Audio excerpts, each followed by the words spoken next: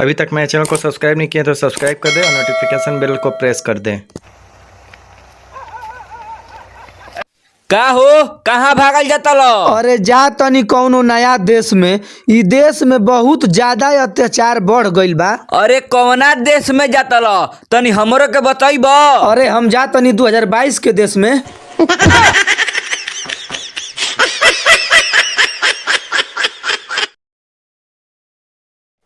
प्रणाम जी सरपंच साहब। खुश रह सोटन, आव बैठ, कह कुल का हाल बा। देखी सरपंच साहब हमारा के लोटाना बड़ी मार मार देले बा, हमारा घरे जल्दी चली।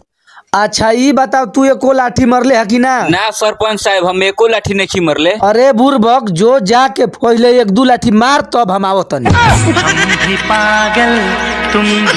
कुंदन जी हम सुननी है कि आपका शादी ठीक हो गइल बा। अपना शादी में कगो गाड़ी कइले बानी? हम कुल गाड़ी छोड़ के एगो हार्वेस्टर खो देले बानी, सब कोई झूल झाल के चल जाए। कुंदन जी हम चाहते हैं जो लोग झगड़ा कर रहे हैं उन लोगों के लिए एक शायरी सुनाए। 4 दिन के ई जिंदगी बा ए भैया, हंसी खुशी से बिताव जा। 4 दिन के ई जिंदगी बा ए भैया, हंसी खुशी से बिताव जा, वरना एक दिन ऐसन समय आई कि लिट्टी नियन खोर खोर के भूज दियो। कुंदन जी हम चाहते हैं कि अपने दर्शकों के लिए एक झकास शायरी सुनाए। आजकल लैट्रिन पास करे खातिर पास करावे वाला 2000 ले लेता। आजकल लैट्रिन पास करे खातिर पास करावे वाला 2000 ले लेता। बाकी ये हमार दर्शक लोग आजकल जेकरे पर तू करत ल भरोसा उहे तोहके धोखा दे देता। अगर मेरा बात सही है तो एक लाइक शेयर जरूर दे। कुंदन जी आप भोजपुरी कॉमेडी के सुपरस्टार हैं, क्या आप बता सकते हैं कौन सी ऐसी बोली है जिसमें अंग्रेजी, हिंदी, संस्कृत तीनों का प्रयोग करना पड़ता है?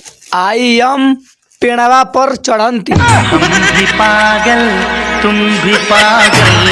का हो का हाल बा? ठीके बा, ए घड़ी ठंडा बढ़ गइल बा। ए बाबू हमार तिल का हरुआ आवता ना, दाढ़ी उड़ी बनवा लो। करे तोर तिल का हरुआ आवत न तो बाबू के काहे दाढ़ी बनावत ले रे? बाबू बोका नियन दाढ़ी रखले बना, कहीं नहीं के देख के दहेज में बोका दे दियो सता।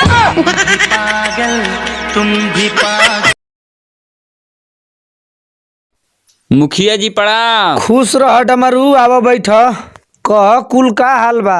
मुखिया जी हम आपके इलेक्शन में बहुत मेहनत कैले बनी, हमरा के वो कॉलोनी दिवा दी। देख डमरू, इलेक्शन में हमार घर दुआर मैल बेचा गइल बा, ओहू लेना तो हमार मैल खेत रेहन रखा गइल बा। पहले आपन कॉलोनी हमके बनवावे दो तब तोहार कॉलोनी मिली। अभी तक मेरे चैनल को सब्सक्राइब नहीं किया तो सब्सक्राइब कर दें और नोटिफिकेशन बेल को प्रेस कर दें।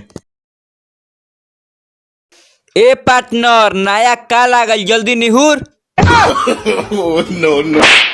भंगुआइल वाले का रे, नया काल ना ई नया साल आ गइल। हैप्पी न्यू बोल।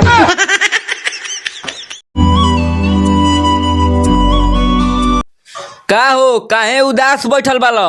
अरे अब हम का बताई तोहरा से, हम नोहे नोहे अतना पैसा कमैले रही बाकी कुल बर्बाद कर देहलस। तोहार नोहे नोहे के कमाइल के बर्बाद कर देहलस हो? अरे हमार 76 कुल नोहवे काट के खरिहान कर देहलस। ए पार्टनर नया साल आ गइल, चल चले के अपन दोस्त प्रेमी के हैप्पी न्यू बोले।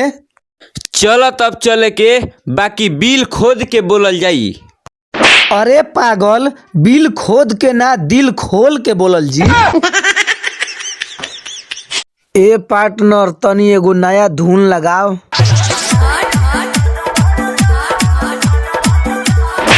अरे ई पुरान हो गइल, नया लगाओ। अरे ई हो पुरान हो गइल बारे, कौनो नया धुन लगाओ।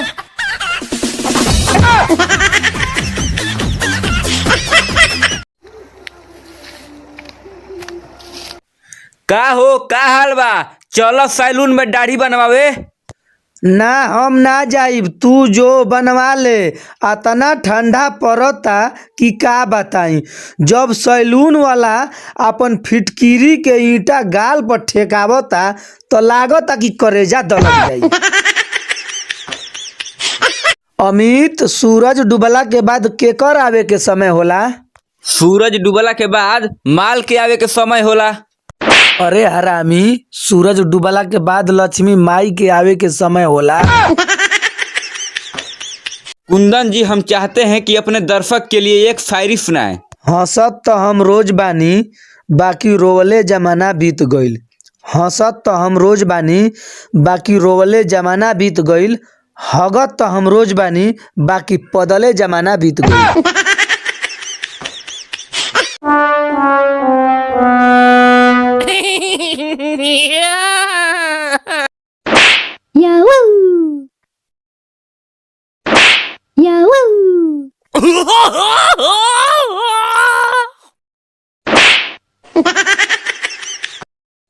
का रे खजुआ तका तो नहीं करे?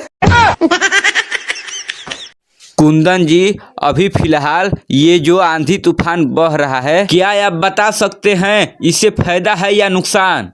एमा घबराए के कौनो बात नइखे। सब कोई अपन गंजी पैड पर घूम सकेला, काहे कि यह तूफान में थोड़ा गर्मी के असर बा।